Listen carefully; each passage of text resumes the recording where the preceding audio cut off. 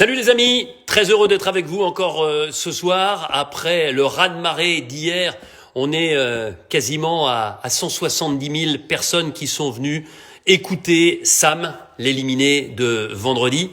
Alors je tiens tout de suite à vous rappeler que vendredi prochain, c'est un épisode complet, un épisode haut en couleur que vous aurez la chance de voir. Alors, je vais recevoir dans quelques instants Candice et Jérémy. On va être d'humeur badine, on va sourire, on va rire, on va se remémorer des bons moments. Mais avant ça, je voudrais à toutes et à tous vous donner mon sentiment par rapport à ce que j'ai lu hier. J'avais pas soupçonné à quel point, avant de lire ce qu'ont écrit Régis, Inès, Charlotte ou Alexandra, je n'avais pas soupçonné à quel point certains pouvaient être monstrueux dans leurs commentaires. Alors, plus simplement que de vous dire quelque chose comme ça, j'ai écrit ce que j'avais sur le cœur et je vais simplement vous le dire avant d'accueillir Candice et Jérémy parce que je pense que là, on a dépassé les bornes. Alors, je voudrais vous dire mon dégoût, ma consternation, ma colère aussi devant les messages haineux, scandaleux reçus par certains aventuriers. Je les ai cités, Régis, Inès, Charlotte, Alexandra et bien sûr, auparavant, Ahmad. Mais alors, dans quel monde vit-on ?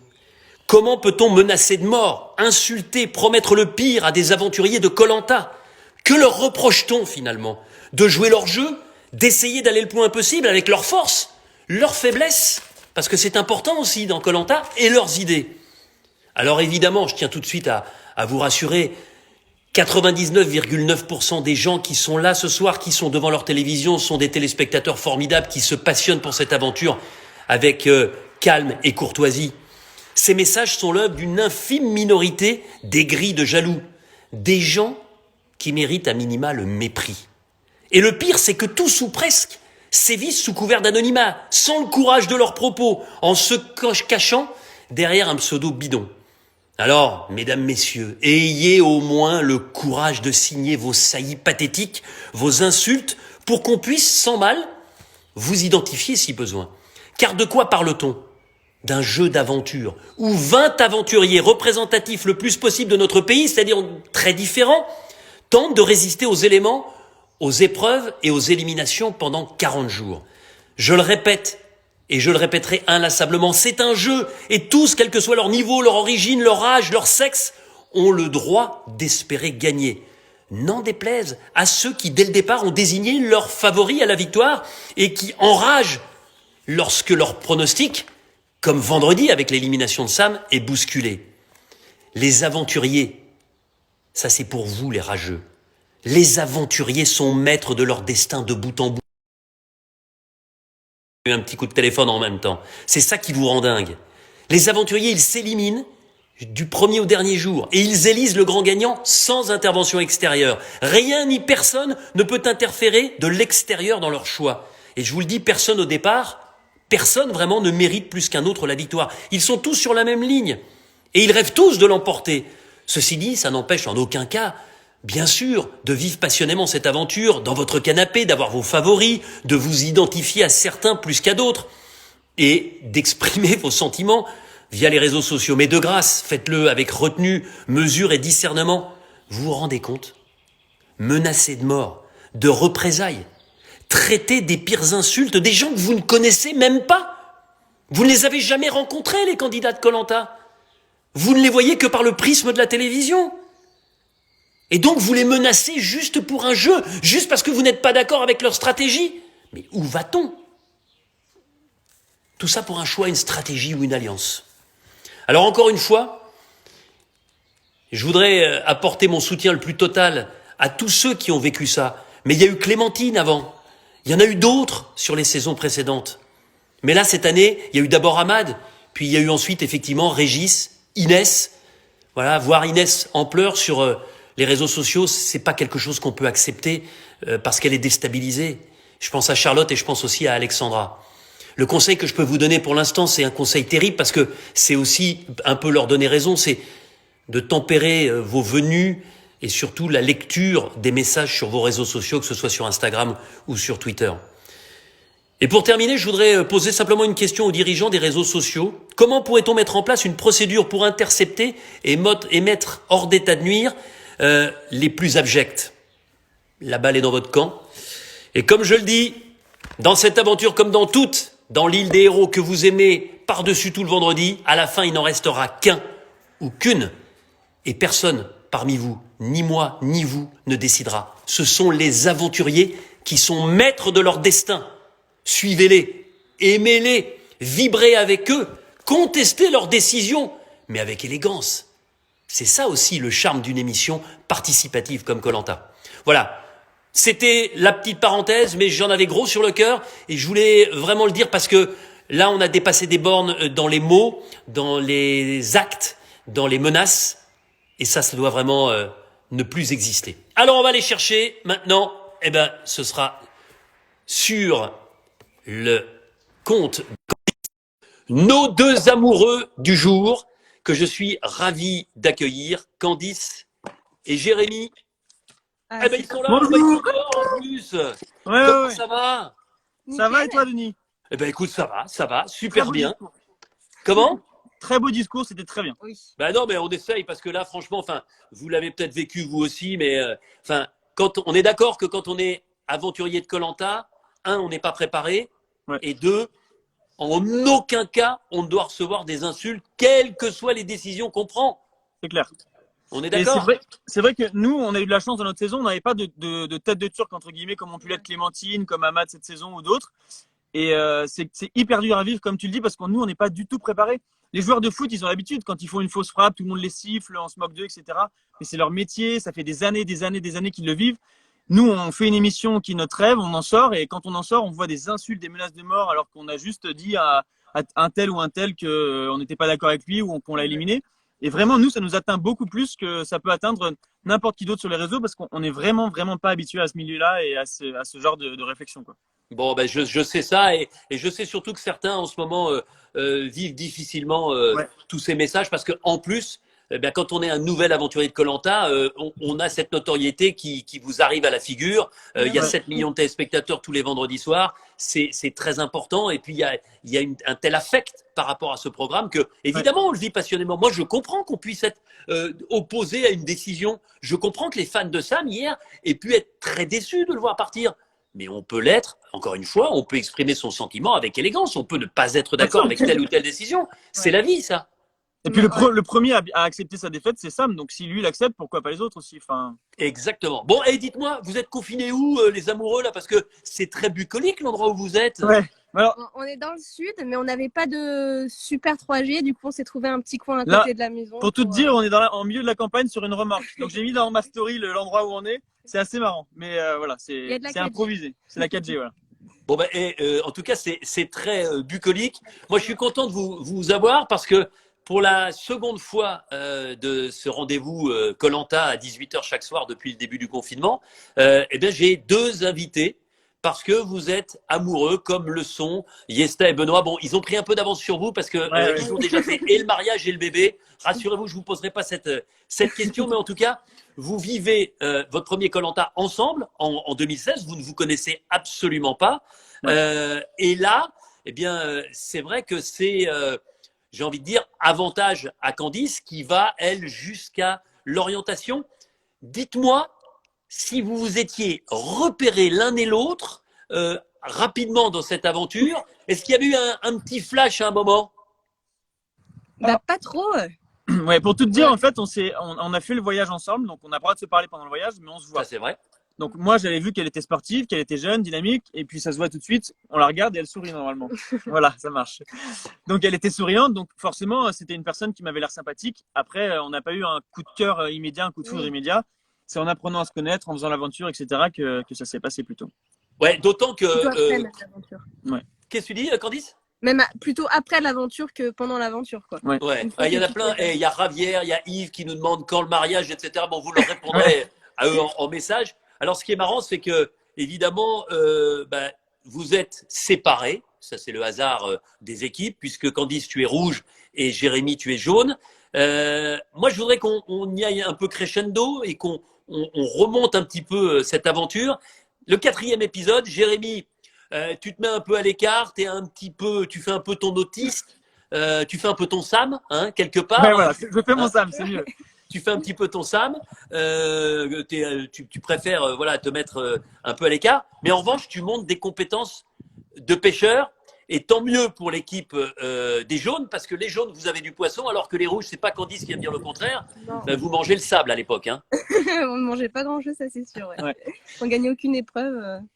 Ouais. Non, c'est vrai que la pêche m'a un peu sauvé sur cette aventure parce que ça me permettait de m'évader. J'avais besoin de mon moment où j'étais tout seul, tranquille, etc. En même temps, ça servait au groupe, donc c'était gagnant-gagnant. Et ouais, comme tu le dis, après, il y a eu un moment où je me suis un peu mis à l'écart. J'ai pas fait ce qu'il fallait. Je me suis tiré une balle dans le pied tout seul. Mais pourquoi? Parce que t'es plus. On comprend Sam, il est plus timide, il s'était préparé vraiment pour son aventure presque individuelle. Il nous l'a dit hier avec beaucoup de franchise. Toi, t'avais pas cet état d'esprit au départ. Ouais, mais je suis quand même vachement solitaire. Je suis fils unique déjà, donc j'ai l'habitude d'être seul. Et puis j'avais besoin de certains moments dans la journée d'être tout seul, de me poser sur. Il y avait au bout de la plage, il y avait un endroit où j'allais me poser. Je me posais là-bas, je regardais la mer, j'étais trop bien. Ça me faisait m'évader de l'aventure et tout ça. Et j'avais besoin de ce moment-là. Est-ce que les autres comprenaient pas forcément? Et pendant que eux, ils allaient couper du bois, ils faisaient des trucs ensemble. Moi, j'étais dans l'eau en train de pêcher. Et quand je revenais, après, ils ont commencé à me dire, oh, il fait rien, machin, il est pas avec nous, machin. Et là, j'ai commencé à me dire, attends, vous êtes sérieux? Et après, c'est comme ça on a commencé un peu à s'engrainer. Après, j'ai du caractère, donc forcément, je l'ai pas forcément bien pris. Et je me suis enfermé dans ma bulle au lieu de faire ce qu'il faut faire dans Koh Lanta, c'est-à-dire d'aller vers les autres et de se dire, ok, c'est un jeu, c'est pas grave. Et puis surtout, le pire, c'est qu'on s'adorait, on s'adore encore aujourd'hui. Donc c'était ma plus grosse faute dans ce Koh Lanta, c'était de me mettre à l'écart et de pas rester avec les autres. Ça, c'est vrai. Et c'est exactement l'inverse de Candice. Parce que toi, tu es super friendly, c'est-à-dire que toi, tu as besoin des autres, tu as besoin d'être entouré, tu as besoin d'un esprit d'équipe conquérant pour avancer. Bah, c'est vrai qu'on avait un bon petit. Enfin, déjà, dans mon équipe, on s'entendait tous très, très bien. Et puis, dans mon équipe, on avait un gros trio avec Benoît et Lo. Et c'est vrai qu'on était tout le temps ensemble, quoi. C'est vrai qu'on s'est pas trop isolés du tout. Ouais. Bon, et Jérémy, ensuite, épisode 5, et puis sur les ambassadeurs, j'ai envie d'intituler cette période pour toi. J'aurais pu, j'aurais dû, mais j'ai pas fait. Ouais. Pareil. À un moment, il y a eu un échange de candidats pour aller dans l'équipe adverse. C'était quand même le moment rêvé pour rejoindre ta douce, potentiellement ta douce. Qui n'était pas encore ma douce à l'époque. Non, qui n'était pas encore ta douce, mais tu vois, tu aurais pu peut-être accélérer les choses. Ouais. Tu te proposes pour changer de camp et pour aller chez les Rouges, et puis là, paf, c'est Jean-Luc qui parle sans doute plus fort que toi, qui dit j'y vais. Et dans ces cas-là, tu dis bon, bah d'accord, mais j'y vais pas. Voilà, exactement. Non, en fait, ce qui se passe, c'est que pour les ambassadeurs, j'ai envie d'y aller parce que je sais que je vais mettre aucun nom et que c'est un truc qui m'a toujours fait rêver dans Koh Lanta. J'avais envie de vivre des trucs dans Koh Lanta, donc j'avais envie de faire les ambassadeurs. Et un truc qui m'a déplu, c'est qu'il y a un moment où j'ai compris que pour eux, en fait, c'était 100% gagnant si j'y allais. C'est-à-dire que si j'y allais, que j'étais éliminé, ils s'en foutaient. Et si j'y allais et que j'éliminais quelqu'un d'autre, c'était tout bénef pour eux. Il y avait un rouge en moins. Et à ce moment-là, je me suis dit, ok, j'ai pas envie de me sacrifier pour ces gens. Je mettrai pas un nom quoi qu'il arrive. Donc, allez-y. Et Jérôme, le matin, en se réveillant, s'est dit, sans que je dise rien, il est venu me voir. Il m'a dit, écoute, Jérôme, faut que j'y aille pour mon fils, ça m'a toujours fait rêver. À l'époque, et encore aujourd'hui, j'étais très proche de Jérôme. C'était un mec en qui j'avais confiance. Donc, j'ai dit, écoute, Jérôme, pas de souci, vas-y. Donc, ça m'a enlevé une épine du pied. Et au final, heureusement, parce que lui est sorti et que je suis resté plus longtemps. Donc, parce que Jérôme, il se retrouve face à Julie. La discussion n'aboutit pas. Personne n'arrive à faire plier l'autre. Et il y a tirage au sort, boule noire. Et Jérôme, pourtant, je me souviens, c'était un moment terrible. Il dit j'ai de la chance au jeu. Moi, généralement, j'ai pas de problème. Et généralement, quand on commence à dire ça, c'est qu'on perd sa bonne étoile. Et c'est ce qui s'est passé. Il a tiré la boule noire et il a été éliminé. Mais avec, encore une fois, quand on va à la boule noire aux ambassadeurs, il faut le faire. C'est très chevaleresque. Je ne veux pas dire de bêtises, mais il me semble que notre saison, c'est la dernière saison où il y a eu un éliminé aux ambassadeurs, mais par la boule noire. Alors là, il faudrait que Sam revienne parce que c'est lui ma Bible. Moi, je perds un petit peu la mémoire, mais lui, il pourrait te dire quel ambassadeur, quel nom ils avaient mis, combien de temps ça avait duré, s'ils étaient avec un t-shirt blanc ou un t-shirt vert. Moi, j'avoue que je ne peux pas te dire, mais en tout cas, c'est vrai que ça fait un petit moment que ce n'est pas arrivé. On l'avait eu plusieurs fois. Je me souviens notamment Romain Cassandre, extraordinaire, parce que Cassandre avait collier d'immunité. Romain la pousse à aller au bout du bout. C'est-à-dire que Romain, je ne sais pas si tu te souviens, à l'époque, il refuse tout. Même elle dit, bon, je vais prendre quelqu'un de mon équipe, mais je ne veux pas. Je veux personne, moi, je veux qu'on y aille, on y va tous les deux, là. Et ça, je trouve ça, parce qu'il savait qu'il était quand même en danger, qu'il avait peu de chances d'aller loin. Je trouve que c'était chevaleresque. Et puis, bon, il n'est pas allé beaucoup plus loin, mais en tout cas, il fait tomber Cassandre à ce moment-là. On saute au 8e épisode et on se remémore ce qu'on a vécu vendredi soir, Candice. Oui. Les étoiles, parce que c'est ta première victoire dans une épreuve d'immunité ô combien importante. Pour gagner, tu tiens plus d'1 heure, 1 heure et 3 minutes. Tu t'en souviens? Quel était ton sentiment et quel est ton sentiment aujourd'hui sur cette première victoire? Bah, c'était complètement dingue, mais en même temps, fallait absolument que je gagne. Enfin, on s'était mis ça dans la tête parce que Benoît avait l'anneau et on voulait tous que les jaunes votent contre Benoît, qui sorte son anneau Ouais. et pour renverser la balance. Ben, c'est Étant ce qui donné s'est passé. Voilà, c'est ça, parce que nous, les rouges, on est en minorité. Et on s'était dit, bon, bah, s'ils ont des doutes, ils vont voter soit contre moi, soit contre Benoît. Donc, il n'y a pas de doute, il faut que je gagne l'immunité. Et là, on est tombé sur l'épreuve de l'étoile que j'ai adorée.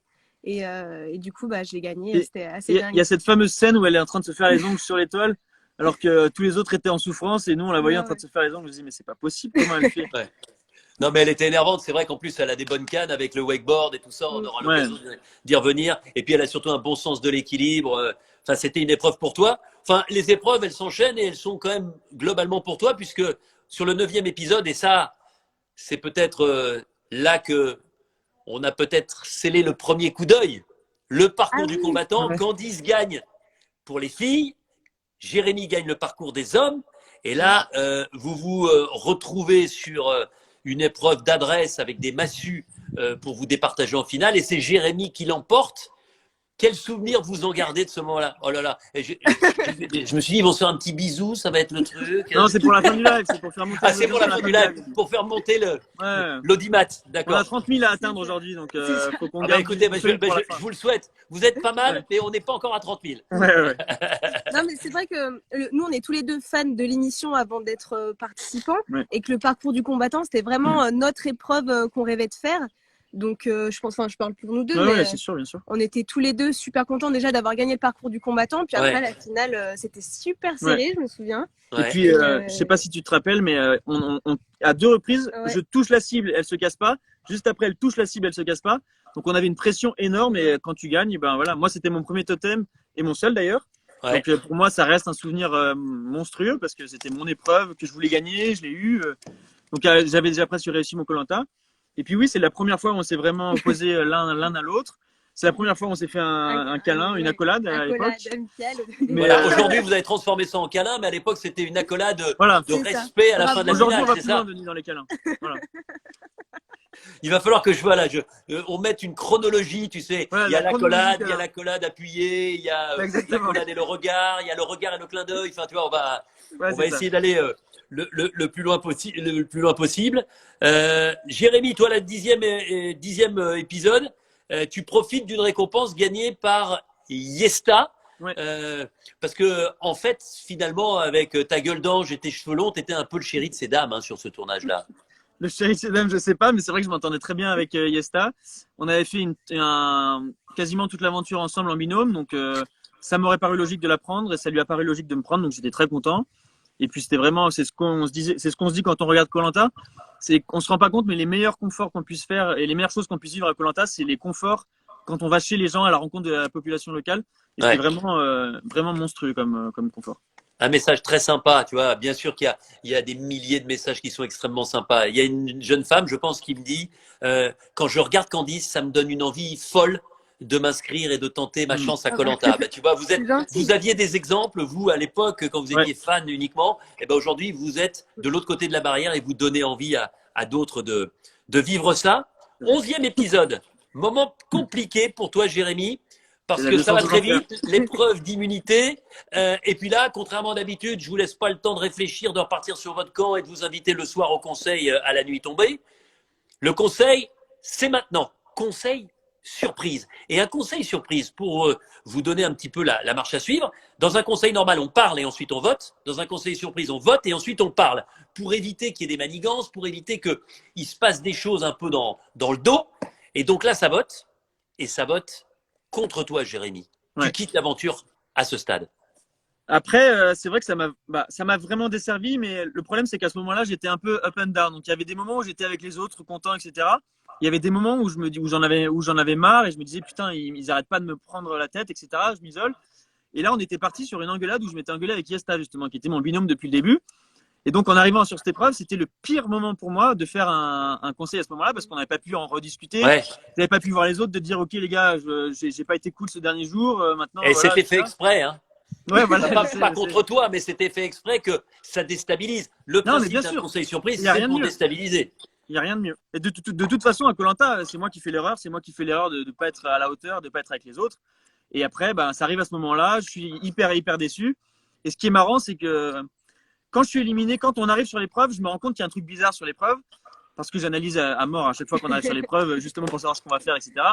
Et là, je me dis, il y a un truc chelou. Donc, je pense que c'est un conseil immédiat. Et là, je me dis, bon, bah, c'est bon, c'est moi qui pars. En fait, c'était l'épreuve des palionniers derrière, comme ça. Et je regarde l'eau, je me dis, bon, ok. Là, si je tombe et que je touche l'eau, c'est fini pour moi, Koh-Lanta. Et donc, je suis éliminé. Je suis très déçu, mais encore ça va parce que je m'y attendais un petit peu. Et après, quand on arrive dans la tente candidat, je passe peut-être 2-3 minutes. On a un petit truc à manger. Et là, il me met un morceau de musique dans les oreilles. Et là, je me dis, je perds toute la pression qu'il y avait de Koh-Lanta, etc. Et là, je me dis, putain, mais quelle erreur tu viens de faire, mon Dieu, mais qu'est-ce que tu viens de faire? Et c'est à partir de ce moment-là, peut-être 5 minutes après l'élimination ou 10 minutes, où je me suis dit que j'avais fait une énorme erreur et que je l'ai regretté jusqu'à ce que je fasse mon deuxième Koh-Lanta et voilà. Bon, dis-moi, Candice, t'avais voté pour qui sur ce conseil surprise? Ou contre qui? Ne fais pas comme au conseil, Denis, à remuer le couteau dans la plaie. On te connaît. Oui, bah, une belle preuve que tu sais quoi? Tu sais quoi? Je l'avais même pas préparée celle-là. Je viens de l'avoir sur une question, sur voilà. quelqu'un. Merci à la personne. J'ai pas vu le nom parce que ça défile trop vite. Mais il y a quelqu'un qui m'a dit. Et en plus, Candice, elle avait voté contre Jérémy. Tu sais, avec l'emoji, avec les larmes. Le mec qui pleure. On a tendance à aimer son bourreau. Ben voilà, c'est mon cas. Bon ben voilà. Donc c'était encore, en tout cas, un moment extrêmement fort. 12e épisode. Alors là, il s'est passé quelque chose. Moi, c'est vrai que je sais que ça m'est arrivé 2 fois, mais je me souvenais plus que c'était dans votre saison. Vous avez disputé, Candice, une épreuve seule, un jeu de confort seul, sans moi. Le jeu du pied bascule où il fallait, avec un pied, garder une poterie au bout d'une planche en bois en équilibre. Dès que la poterie tombe, elle se casse et on est éliminé. Alors, moi, je me souviens maintenant, c'est que la veille, donc après le conseil surprise, c'est pour ça qu'on a fait un conseil surprise. C'est pour ça. Parce que moi, conseil surprise, immédiatement, je suis monté, mais 10 minutes après la fin du conseil, dans un hélicoptère. J'avais mon sac qui était prêt. J'ai pris l'hélicoptère jusqu'à Phnom Penh. À Phnom Penh, j'ai pris un avion immédiatement pour Singapour, Paris. Et le lendemain soir, je présentais en direct la finale de la saison précédente. La finale s'est déroulée et le lendemain de la finale, je reprenais un avion, je retraversais le monde pour vous retrouver pour l'épreuve d'immunité. Mais raconte-moi, parce que comme j'étais pas là, je ne sais pas exactement comment ça s'était passé. Quelle était l'ambiance de ce jeu de confort où finalement vous étiez livré à vous-même avec les caméramans, avec les ingénieurs du son? Même nous, on avait été surpris parce qu'on est arrivé sur le jeu et on avait juste un petit, un parchemin. Et du coup, c'était Stéphane qui nous avait fait son Denis où il avait expliqué la consigne. Après, on s'était tous installés sur la balance, où il y avait la poterie au bout. Et il avait fait 3-2-1 et on avait commencé le jeu comme ça. Bon, et finalement, il fallait que je sois absent puisque tu gagnes quand je suis pas là. Ouais.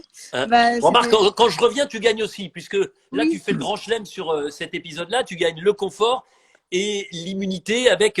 C'était l'apparition des épreuves où il y avait du physique et puis à l'arrivée, un puzzle. Hein. Oui, c'est ça, ouais. On courait, on allait chercher les grosses pièces de puzzle et après, il fallait faire le puzzle. Et je m'étais étonnée moi-même parce que je faisais rarement des puzzles et tout. Et du coup, c'était une chouette surprise. Bon, et puis ensuite, Candice, il y a l'orientation. Et oui.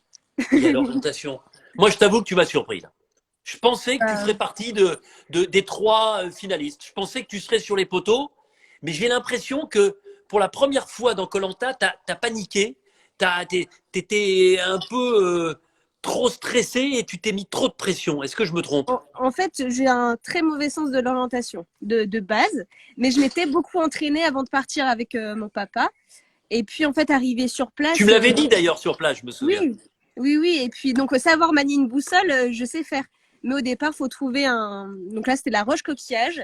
Et on était 5 aussi. D'habitude, on est 4. Là, on était 5 à l'orientation. Donc, sur 2 zones sur 3, on était 2 sur la même zone, quoi. Et du coup, moi, je me suis retrouvée sur une même zone avec Yesta. Après, il y a Bruno qui est venu. Donc, on était à 3 sur la même zone. Et en fait, j'ai jamais trouvé la roche coquillage. Et au lieu de suivre Yesta, où je voyais qu'elle était sur un plan, je m'étais dit non, je me suis moi. Et puis finalement, j'ai rien trouvé. Je suis restée sur la plage, sans rien.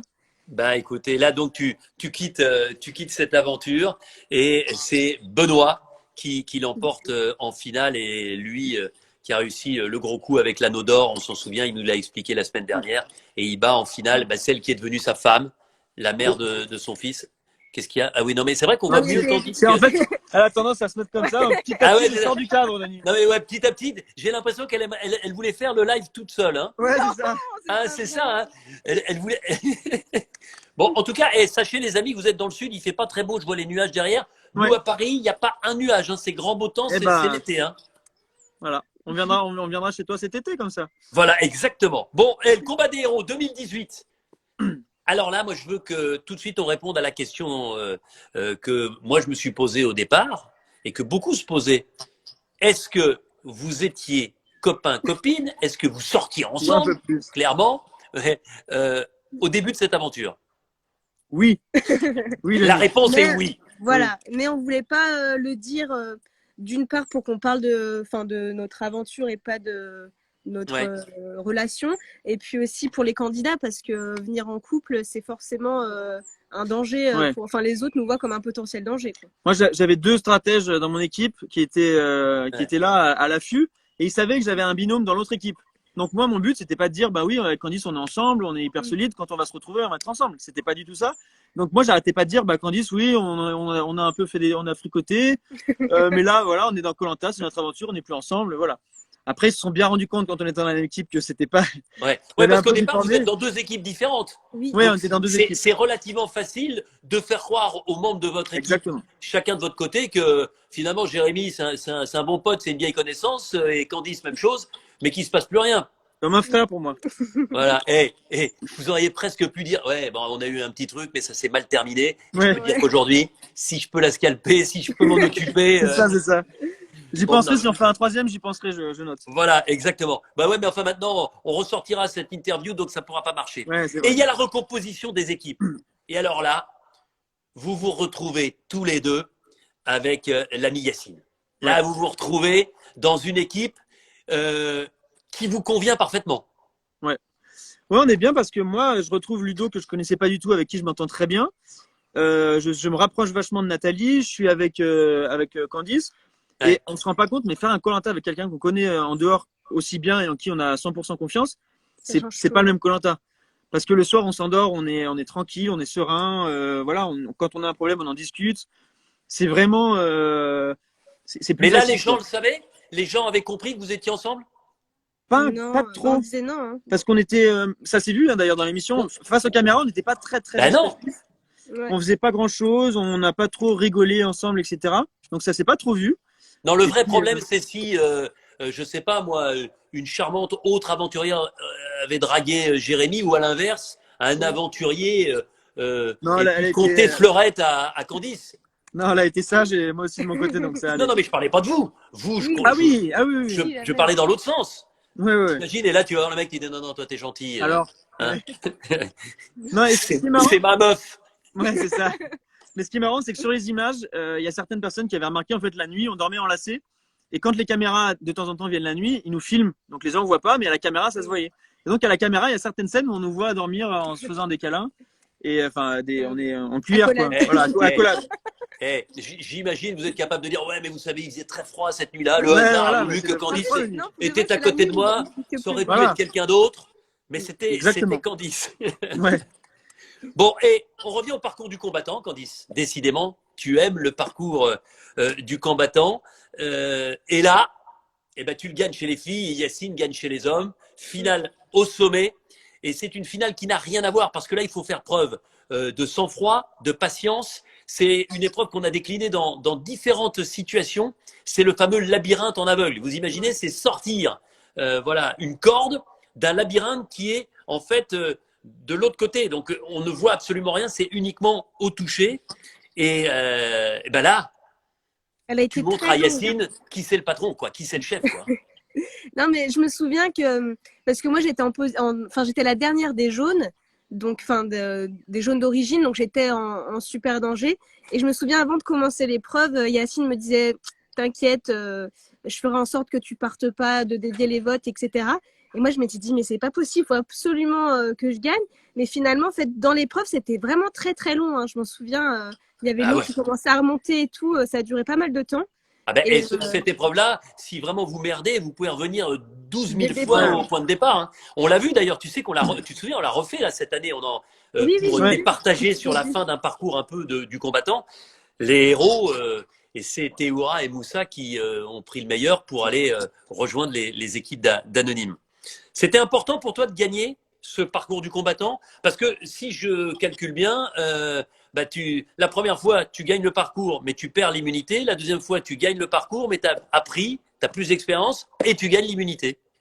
Bah oui, comme je disais tout à l'heure, c'est vraiment mon épreuve fétiche, enfin pour moi qui est une des plus belles victoires, c'est le parcours du combattant, donc j'étais vraiment contente de la gagner.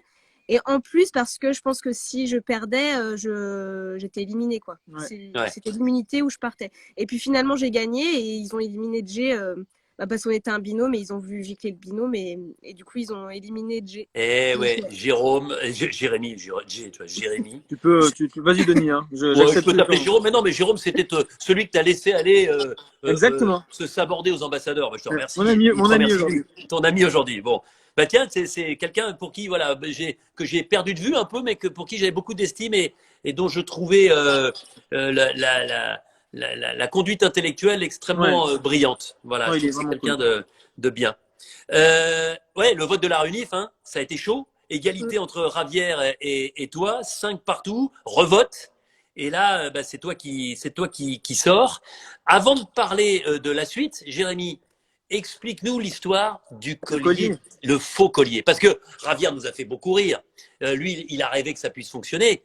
Mais si ça n'a pas fonctionné, ce collier d'immunité faux fabriqué par Ravière avec la complicité d'autres, c'est parce que à un moment, eh bien, tu as mis un peu les pieds dans le plat. Ouais. Bah, c'est justement le moment où moi je me suis fait insulter lors de ma saison.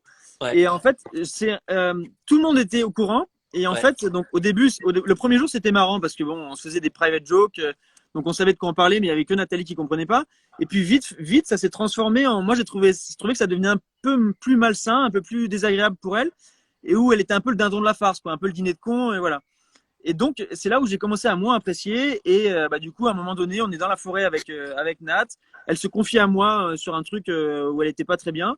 Et du coup, je lui dis, ok, je lui dis, écoute, Nat, voilà, ça s'est passé comme ça, le collier, c'est un faux. Et je la sors un peu, Ouais, entre parce qu'elle guillemets, l'avait récupéré, le collier, elle l'avait voilà, trouvé. exactement. Et je la sors d'un potentiel, comment on peut dire, de la potentielle honte qu'elle peut avoir à un futur conseil, voilà.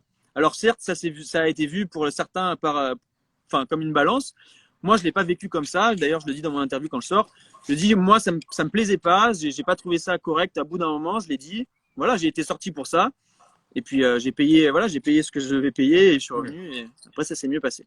Bon, alors justement, cette saison-là, ce qui est formidable, c'est que quand on était éliminé au conseil, on avait une seconde chance. Hein, Ouais. c'est une chance au tirage, une chance au grattage. Au grattage, tu as eu de la chance, ou en tout cas, tu as fait preuve de beaucoup de sang-froid pour gagner le dernier duel. On rappelle, hein, il y avait vraiment cet endroit, ce lieu des duels qui permettait aux deux derniers éliminés de s'affronter et celui qui gagnait repartait sur l'île de l'exil et l'autre était définitivement éliminé. Et comme c'était le dernier duel, face à Clémentine, il y en avait un qui repartait dans l'aventure comme si de rien n'était et l'autre qui était éliminé.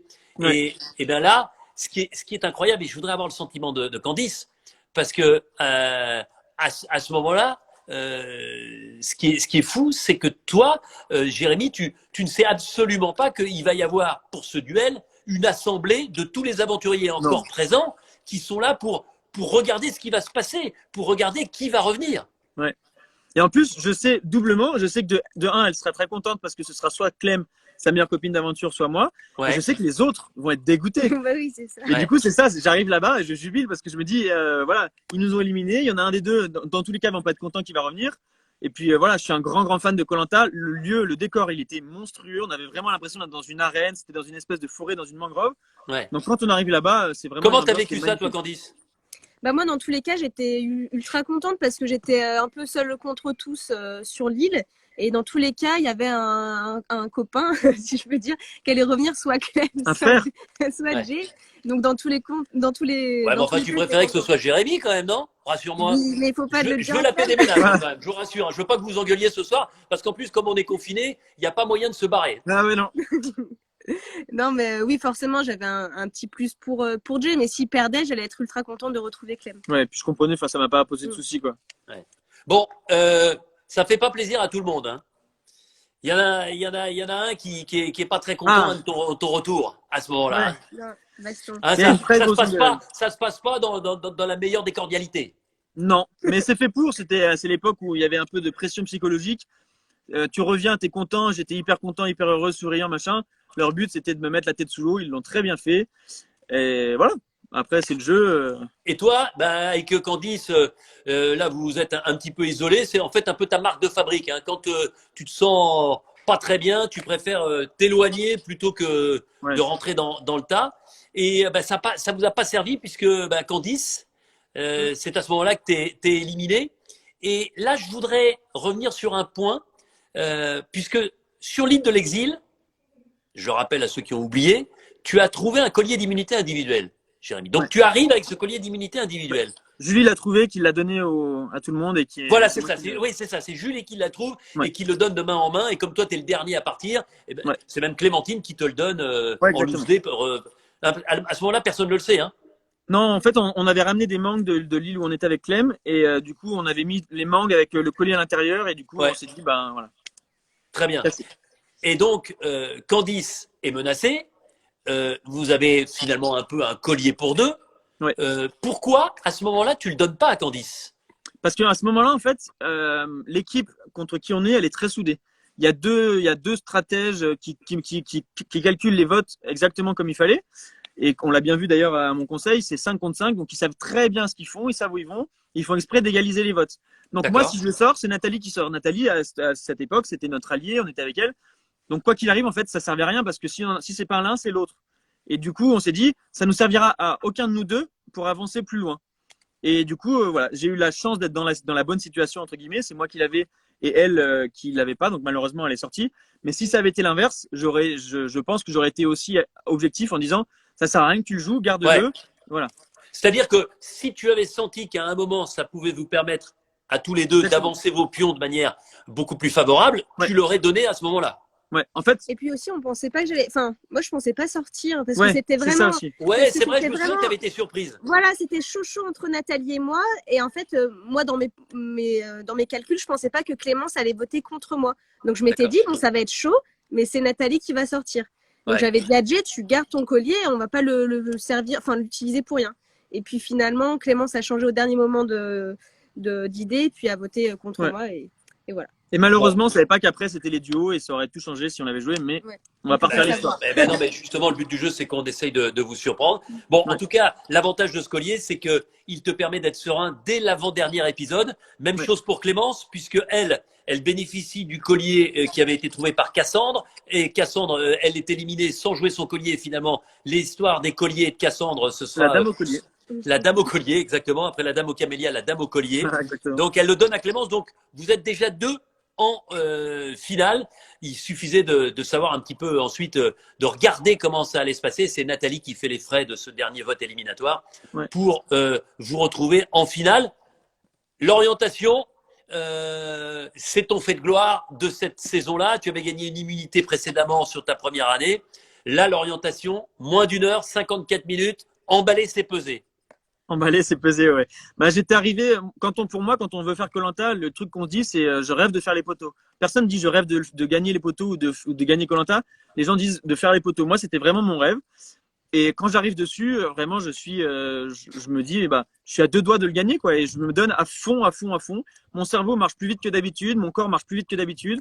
Et j'arrive sur l'endroit, j'arrive à trouver le premier repère en 7 minutes. En 14 minutes, je trouve la balise. Et après, je passe une demi-heure à chercher ce fameux poignard. Et voilà, c'est un de mes plus beaux souvenirs, ça reste ça. Bon. Et les poteaux derrière? Et les poteaux derrière, après, c'est mythique. Hein, c'est le rêve que j'avais avec mon meilleur ami, c'était de faire Koh-Lanta, de faire les poteaux. Et quand tu vois les poteaux, en vrai, c'est dingue. Toi, tu l'as pas vu, mais quand je monte sur le poteau, j'ai les larmes aux yeux. Je me dis, putain, mais qu'est-ce que je fais là? Je suis. C'est l'aboutissement d'une aventure comme celle-là. Ouais. Et puis les gens disent c'est difficile les poteaux, etc. Mais en fait non, parce que tu es sur les poteaux et puis tu repenses à tout tes. Moi, nous on a fait 32 jours. Mais c'est ça qui m'a toujours fasciné, moi. C'est votre capacité à être dans un monde virtuel.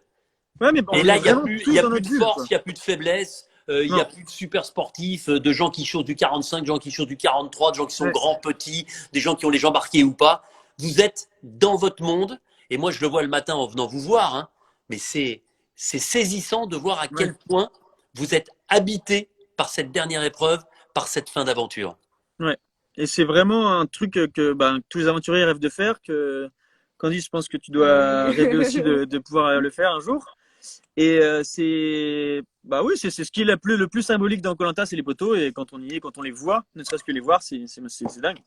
Bon, ensuite, il se passe ce qui se passe et tu ne participes pas à cette finale. Tu intègres en dernier membre le jury final qui devra départager les deux finalistes. J'en profite d'ailleurs pour vous dire que j'essaye d'inviter des gens charismatiques de Koh-Lanta, des gens qui ont marqué l'aventure, des gens qui m'ont marqué aussi et que je parle de qui je veux, quand je veux, à n'importe quel moment, quels que soient mes invités, chers amis, et je suis tellement content d'être avec vous, Candice et Jérémy, ce soir. Un mot maintenant sur cette saison, avant de parler de vous, avant de parler de votre avenir, avant de parler de ce que vous faites. Qu'est-ce que vous en pensez de cette île des héros? Moi, je suis fan, mais vraiment, je la trouve géniale. Alors, je sais pas si c'est parce qu'il y a des anciens et qu'on les connaît, on est content, puis qu'il y a des nouveaux. Ouais, c'est vraiment... Elle est vraiment géniale. Très bon casting, génial. C'est parti très bien. Les premiers épisodes dingues. Et puis en fait, dans Koh-Lanta, il y a des fois des épisodes un peu moins sensationnels que d'autres. Et puis je trouve que cette saison, il y a toujours un petit truc qui arrive. Il y a un feu, il y a Ahmad, il y a Sam, il y a les exploits, il y a les éliminations, machin. Et on a des beaux nouveaux personnages, on a des beaux anciens personnages. Donc franchement, je trouve que le mélange est vraiment hyper cool. Eh bien, on va vous prendre pour faire la promotion. Hein. C'est génial, hein. On est sur notre rajoutez plus, ne dites rien. Voilà, c'est nickel. La prise est bonne, c'est la bonne. On va envoyer ça à tous les magazines télé pour faire la promotion d'île des héros. Mais en tout cas, mais ce qui est intéressant, c'est que ce que vous dites se traduit par l'audience et par la ferveur. Les personnages qui ressortent, allez, j'en cite 3 pour l'instant. Parmi les nouveaux, Joseph tout de suite, Ahmad juste après, Sam en étant régulier. Comment vous les avez sentis, ces 3 personnages très différents, mais qui, quoi qu'il arrive, resteront des emblèmes de cette île des héros? Moi, je vais parler que de... je critique pas, alors je vais parler que de Sam et Ahmad. Ahmad, il vient sur Koh-Lanta, tu l'as très bien dit, avec ses propres armes. Il joue avec ses armes. Donc pour moi, on peut pas lui en vouloir parce que voilà, il sait qu'il est nul en natation. Il va quand même dans la mer et comme tu le dis, c'est déchaîné. Enfin bref. C'est un stratège. Dans son portrait, il le dit. Il y va avec la stratégie et avec rien d'autre. Ah, il se cache pas, c'est sûr. Voilà, il le porte jusqu'au bout. Maintenant, c'est sûr qu'il s'est peut-être dévoilé trop tôt. On n'est pas dans Survivor, on est dans Koh-Lanta. Donc, les gens, ils sont plus sur les épreuves, les machins, etc., que sur la stratégie pure. Quand tu dis on n'est pas sur Survivor, hein, pour que les gens qui ne connaissent pas le Koh-Lanta américain comprennent, Survivor, c'est le Koh-Lanta américain qui est plus court, plus ramassé, où il y a beaucoup plus de stratégie. Des Ahmad dans un Koh-Lanta américain, il y en a 4 ou 5. Donc, vous imaginez, c'est une bataille de stratèges. Et Sam, Sam, il est monstrueux parce qu'à 18 ans, arriver à tenir tête à Claude et à Théora sur une épreuve du paresseux, pour le coup, moi, c'est des gens qui m'ont fait rêver de faire Koh-Lanta, Claude et Thé. Cette épreuve aussi, elle est légendaire, elle est mythique. Et de se dire, j'arrive sur l'épreuve et moi, je vais faire mieux qu'eux. C'est aussi au tir à l'arc où il a été bluffant. Tir à l'arc, ouais. Moi, c'est plus le cochon pendu qui m'a vraiment impressionné. Et après, voilà, il a été vraiment remarquable. Il lui a manqué comme tu disais, je sais plus dans quel live, la petite facette stratégique qu'il n'avait pas et qui lui manquait. Mais comme il a manqué peut-être à Théoura la première fois, etc. Donc, si il continue sur ce truc, s'il fera partie des plus grands. Déjà là, il a fait une monstrueuse première saison. Moi, j'espère qu'on le reverra dans un autre parce que je pense que pour tous ceux qui regardent Koh-Lanta aujourd'hui, c'est devenu une référence et l'homme à abattre entre guillemets sur les épreuves, c'est devenu lui. Donc, mais moi le premier, hein, je rêve de. Et je sais pas, non, mais moi, il me fait penser attends, Jérémy, l'air de rien, là, tu es en train de nous poser ta candidature. Tout à l'heure, tu as dit Candice, peut-être qu'elle jouera un jour les poteaux, donc tu poses la candidature pour Candice et pour toi. Non. D'accord, non, mais vous êtes malin, vous faites la promo de l'île des héros, puis ensuite vous dites, on est là. On veut dire non, mais bien sûr qu'on est là. Tu bien sais, sûr. Ceux qui ont fait Koh-Lanta, ils ont vous envie. aimez tellement Koh-Lanta, vous êtes voilà, tous comme ça. Et c'est ça, moi, qui fait mon bonheur, c'est de voir que vous avez envie de revenir. Bah oui, bien sûr. Et pour revenir sur Sam, moi, il me fait vachement penser à Yacine. Enfin, tu sais, fort dans les épreuves, mais fermé. Et puis, enfin, je connais pas Sam, mais dans le live, déjà, hier, il paraissait beaucoup plus sympathique.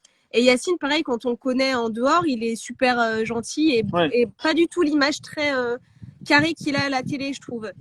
Enfin, très sérieux plutôt dans l'aventure. Je sais pas si c'est. Ouais. Je sais pas si t'as compris, Bon, moi vous j'ai parlez. compris. Mais... Enfin, si. Non, mais attends, tu exprimes ce que tu ressens. Effectivement, ils étaient fermés et ils sont beaucoup plus souriants dans la vie. Oui, Ça, voilà, c'est certain. Et ils sont très, très forts dans les épreuves. Ça, c'est Survie une et autre épreuve, certitude. Ouais. Et vous m'avez pas parlé de Joseph. Alors, quand je parle d'emblème, Joseph, effectivement, c'est un épisode, mais c'est un personnage marquant. Parce que alors c'est sûr qu'il est éteindre le marquant. feu et planquer le bambou, c'est pas donné à tout le monde. Ouais. Moi, ça m'a fait beaucoup rire parce que c'est vrai, souvent sur les réseaux, on voit des fois des blagues. Ah bah moi, si un jour je vois que je me fais éliminer, j'éteins le feu. Et puis là, quand j'ai vu ça, je me dis waouh, il a osé quoi. Non, c'était osé. Après, c'est vrai que quand t'es dans le jeu, je pense pas que j'aurais rigolé, mais à l'écran, c'était rigolo en tout cas. Ouais. Non, je suis d'accord avec Candice. Après, c'est pas forcément la personne on s'en souviendra forcément. Enfin, oui. J'aurais pas aimé l'avoir dans mon équipe à ce moment-là du jeu, quoi. Ouais, je t'imagine, t'aurais été chafouin. Hein. Voilà, j'aurais été chafouin. Je t'imagine. Bon, et les amis, j'ai un petit questionnaire en couple pour vous. Ah non, mais attends, j'ai oublié. Et les héros, on a parlé que des nouveaux. Ah oui. Et parmi les héros, là, comment vous les sentez? Moi, Théoura, il est Théoura, génial. En plus, on est parti à Tahiti il n'y a pas longtemps et donc de le voir faire ses haka tahitiens, je trouve ça super prenant, quoi. J'aime beaucoup, Théo, je pense que c'est l'aventurier qui représente peut-être le mieux Koh Lanta. On va pas faire de classement, mais voilà. Claude, pour moi, c'est le meilleur aventurier parce que Théo, il est très fort de partout, mais il a pas le côté stratège. Claude, c'est un des meilleurs stratèges pour moi. Donc voir deux légendes, Moussa c'est un monstre. Et puis Sarah, j'étais super déçue. On est déçu pour elle. Pour la deuxième fois, elle part sur blessure. La Et Jessica, on la voit. Enfin, elle est discrète elle est discrète, mais elle fait bien sa place, je pense. Et quand il s'agit de prendre une bonne décision et de partir sur la deuxième épreuve d'immunité que j'offre avec un collier, elle y va. Moi, j'avais parié parce qu'à chaque fois, on se fait des briefs dans les pubs, et je me suis dit, je pense que c'est Jessica qui va toucher le poteau. Et finalement, elle est rapide. Ah ouais, non. Et elle bat notamment Claude, qui était parti aussi. Ouais. Bon, le petit questionnaire en couple. Une première question par rapport à notre invité d'hier, qui a explosé tous les records. On sera sans doute à 200 000 vues. Mais tout le monde avait envie de l'entendre, de le voir, de comprendre un petit peu quelle était sa réaction. Vous êtes en couple, vous êtes connu sur Koh Lanta. Et si Sam devait rencontrer sa moitié sur Koh Lanta, parmi les aventurières que vous avez rencontrées ou que vous avez vues dans d'autres saisons, avec qui vous pourriez associer Sam? Vas-y. Alors, moi, j'ai eu Clémentine hier au téléphone. Et justement, on a briefé sur l'épisode. Et je sais qu'elle aime bien, l'aventurier. Elle le trouve fort et tout. Et puis, elle a aussi son petit carafon. Elle aussi, donc. Et ça ferait des étincelles, non, Clémentine? Ouais. Je connais pas personnellement Sam, mais ça pourrait faire des étincelles. Ça remonterait un peu sa cote de popularité, ce serait bien pour Clem. Mais en tout cas, s'ils reviennent et qu'ils sont dans la même équipe, dans un Koh Lanta, vu la force de Clémentine dans les épreuves et celle de Sam, ça pourrait déménager. Hein. Non, mais je pense que ça collerait bien en plus, c'est vrai. Moi, je voyais plus Clémence lors de sa première aventure. Parce que 19 ans. Ouais, tous les deux un peu dans leur coin, tous les deux force mentale. Mais bon, maintenant, c'est le passé. Hein. Bon, maintenant, j'ai des questions et tout le monde se les pose. Donc là, je vais vous les poser. La langue de bois est totalement interdite et je vous demande de répondre tous les deux et vous n'êtes pas obligés. L'autre jour, Benoît et Yesta, de temps en temps, avaient des avis divergents. Ils étaient d'ailleurs même parfois surpris. Est-ce que on peut faire un câlin sur Koh Lanta? Impossible. Ouais, pour moi, c'est impossible. Je pense que même pas d'envie. Ouais, non, il y a vraiment pas de libido en fait. On est les premiers surpris là-bas quand on y est. On en discute entre mecs. On se dit mais et toi alors comment tu fais et tout. Moi, écoute, non, il y a rien, etc. Là, pour avoir dormi avec ma copine sur Koh Lanta, il y avait rien non plus. Donc juste un petit collet serré pour se tenir chaud et. Ouais, voilà. J'ai presque envie de dire c'est purement amical quoi. Une fois quand on est là-bas. C'est pas amical, mais c'est comment on dit. C'est juste c'est juste. À aucun moment vous n'avez eu envie, jamais. Non, jamais. 0-0. Même un petit bisou et tout ça. Ah si, on se fait des bisous, oui. Mais en cachette, en cachette. La nuit, puisque vous l'aviez pas dit. Non, mais c'est en partie à cause de ça qu'on s'est fait choper, c'est parce qu'elle me faisait des bisous, mais elle faisait le bruit du bisou. Donc à un moment, je lui dis arrête de faire ce bruit de bisou. Fais-moi juste, tu poses tes lèvres, on s'endort et c'est fini. Mais elle voulait faire le bruit. Ah ouais, Et donc tout le monde était allongé oui. en randonnion et on entendait. c'est ça. Et un matin, je sais plus C'est qui, je sais pas si c'est énorme, par Ravière, ça. qui se réveille et qui me dit vous avez fait des bisous hier. Je lui dis non et tout ça. Et du coup, je lui dis arrête de. Je savais pas qu'il avait dit ça, Mais si, Ravière. Non, mais voilà. franchement. Elle est toute rouge, regarde. Elle Ouais, est ouais, toute rouge, ouais, elle est regarde mal là, à l'aise. regarde là. Je suis trop mal à l'aise. Oh là là. Et tu vas en prendre une après. Hein. Ouais. Raconte, mais qu'est-ce que c'est ça? C'est-à-dire qu'en fait, ça venait que de Candice. Toi, tu faisais juste, tu Ah non, mais, faisais comme ouais. le baise-main. Toi, tu faisais semblant de faire le bisou. non, mais moi, je savais qu'on avait des stratèges dans l'équipe et qu'ils attendaient que le petit truc. Donc, je me suis dit, Ouais. faut rien leur donner. Après, Donc, c'était pas des Ah oui, mais si bisous de t'entends le fou. bruit du bisou, ils Oui, savent c'est- qu'on se fait des bisous dans la tente. Bon, alors, Donc, ça passe pas. non, mais ça, c'est un mythe qui s'effondre parce qu'on me pose toujours la question. Et moi, je dis, je sais pas, je suis pas avec eux. Pas vous concernant vous, mais globalement dans koh-Lanta, puisque on dit toujours, je le répète, il y a certains journalistes qui mettent ça comme une révélation absolue, mais je le dis depuis 20 ans, il y a effectivement une boîte de préservatifs dans Ouais. dans le kit de survie. Donc finalement, la boîte de préservatifs, elle sert à rien. Non, Non, le seul truc qu'on se dit en arrivant, c'est comment on va s'en servir pour faire quelque chose, pour faire du feu, pour faire du truc, mais Pour attraper un poisson. ouais, voilà. On s'imagine toutes sortes de trucs. Au final, on n'a pas le droit de s'en servir pour autre chose que pour ce à quoi c'est censé servir. Donc, on s'en sert jamais. Bon, et le plus dur dans la perspective donc d'un câlin coquin sur koh-Lanta, c'est quoi? C'est l'absence d'hygiène, c'est la faim ou c'est le stress de l'élimination potentielle tous les 3 jours?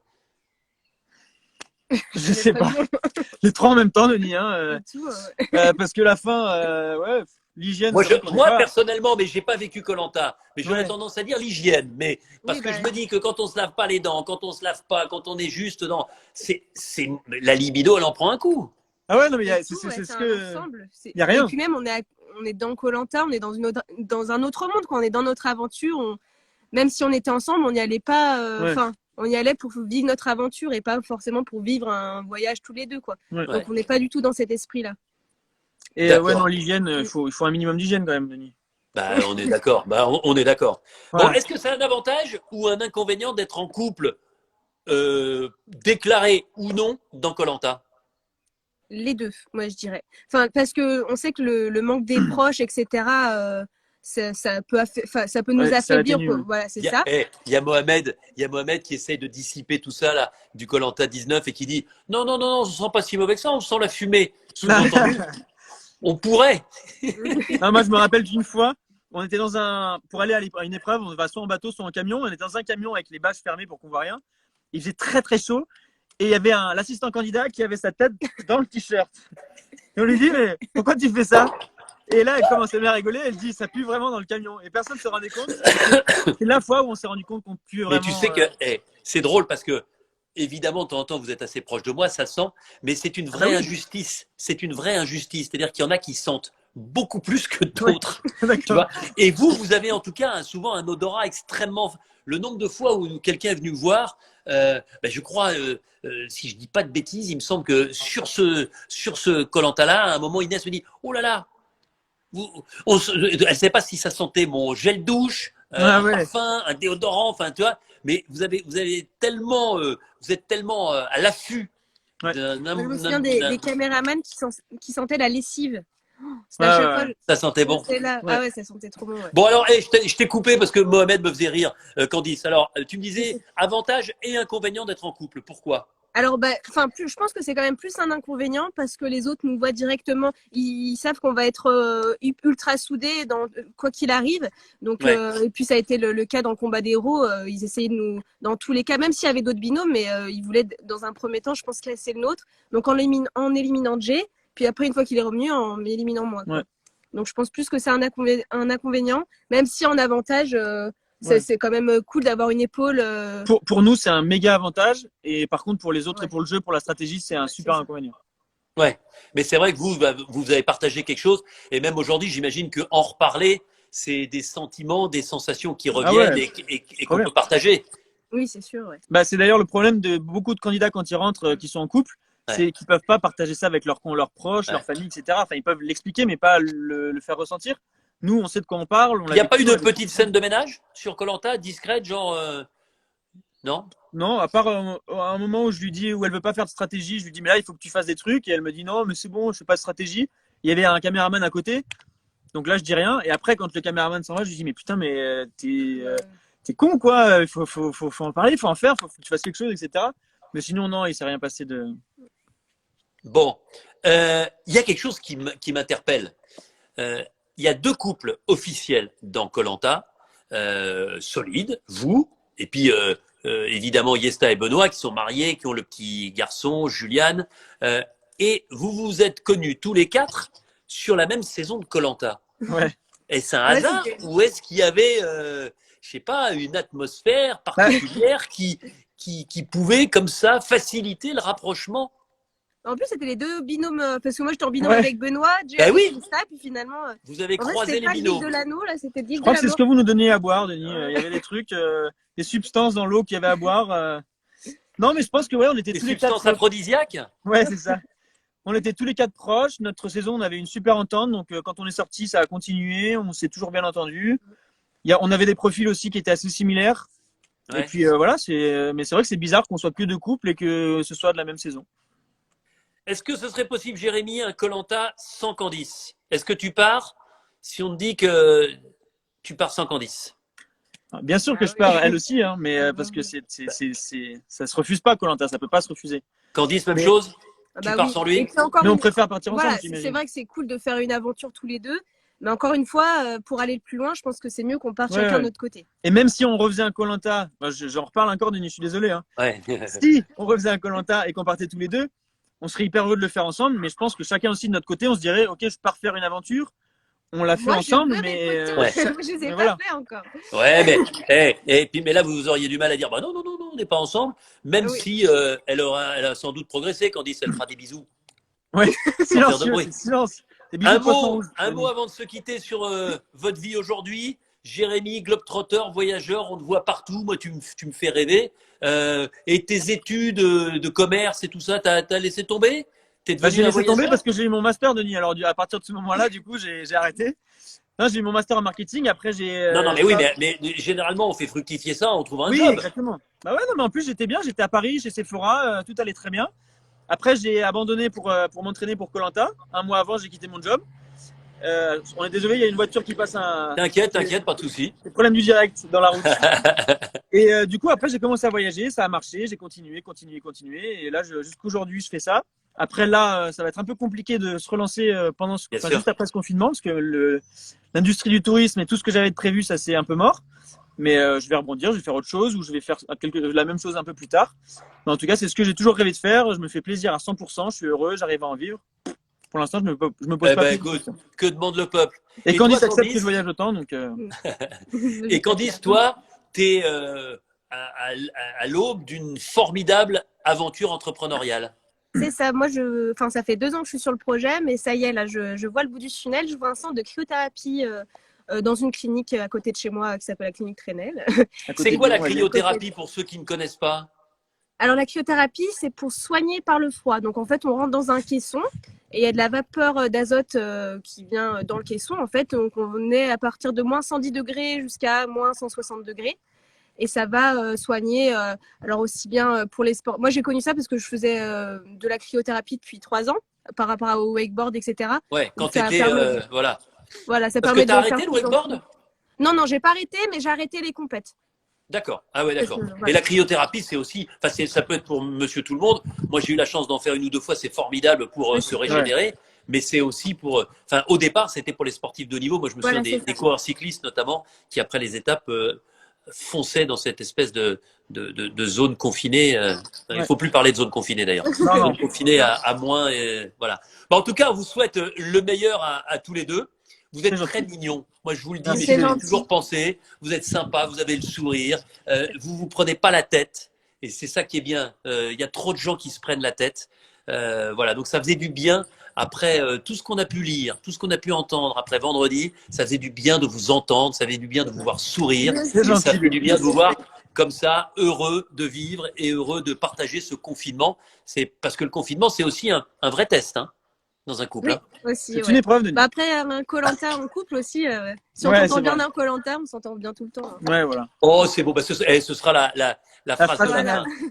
En tout cas, je vous embrasse tous les deux. Ouais. Merci d'avoir accepté l'invitation. Et puis Merci demain, d'avoir fait appel à nous. eh bien, on aura la chance d'avoir une des grandes aventurières de koh. Ça remonte à il y a quelques années. Elle vit en Espagne. C'est Jade. Ah, Jade qui a gagné koh, qui est vraiment dans les épreuves. ouais. La niaque C'est qu'elle partie des meilleures démontrait, filles. c'était quelque chose. Ouais. Ah ouais, c'est une fille incroyable. Pour Ouais. ceux qui la connaissent pas, venez la découvrir. Pour ceux qui ont vécu ces aventures, n'hésitez pas à la retrouver demain. Vous verrez, elle n'a pas bougé. Elle vit dans le sud de l'Espagne. Je crois qu'elle est comme vous, heureuse. Ouais. Et on sera heureux, nous, de l'accueillir et de l'interroger. Elle suit toujours koh à bloc, même depuis Tarifa, dans l'extrême sud espagnol. Je vous embrasse fort tous les deux. Merci, Je Denis. vous embrasse tous. Bisous. Et puis voilà, manifestons nos sentiments, mais tempérons nos ardeurs Positif. sur les réseaux sociaux. C'est la base pour qu'on puisse continuer à vivre cette aventure avec autant de passion et autant de plaisir. Belle soirée, belle fin de week-end. Merci, Et à demain Denis. lundi. Bye bye. avec Ciao. Jade. Salut Candice, Ciao. salut Jérémy.